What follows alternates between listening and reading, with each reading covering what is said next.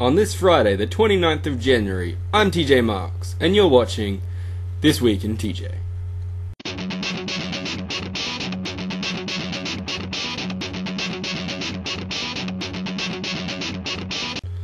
Our top story today, the much-awaited iPad is nothing more than an iFlop.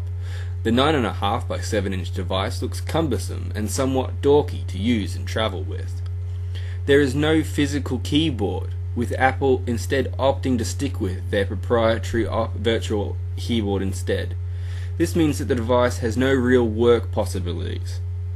Still, Apple are marketing the device as best suited to surfing the internet. Wait, isn't that the marketing ploy behind the netbook? The iPad literally can only do what the more reasonably sized iPhone and iPod Touch can, and even then lacks some of their abilities. Let's be serious here.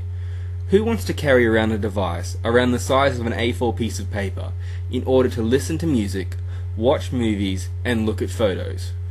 And let's face it, in order to get any real use of the unit, you have to purchase the 3G plus Wi-Fi version over the Wi-Fi standalone version, with prices for the 3G plus Wi-Fi version starting at $6.99 US. I call the iPad an iFail. My irk this week is censorship. It seems that we are increasingly being censored as government and corporations scramble to lessen the collateral damage felt by the exposure of previously unseen truths.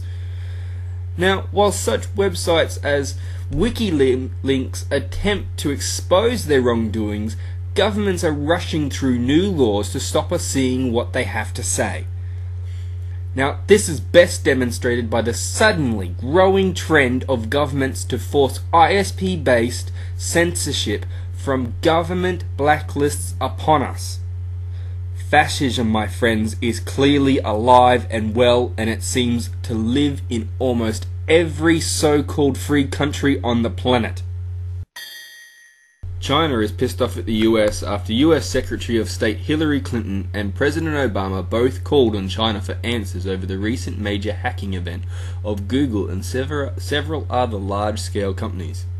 China has refused to give answers, instead issuing a statement that their country deals with the highest levels of hacking events in the world, and that they do not censor citizens' internet. In other internet news, social networking giant Facebook announced this week the rollout of their new games and apps dashboards. While I praise the fact that they've removed the ability for app designers to contact you through Facebook notifications, they haven't gone quite far enough. Games and apps will still have the ability to request to post to your wall, causing the flood to continue. In addition, game and app developers will now have a direct line of communication through your dashboard.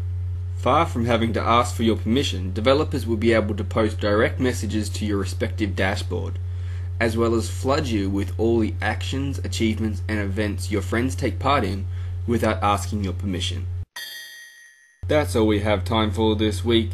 Until next Friday, you've been watching This Week in TJ.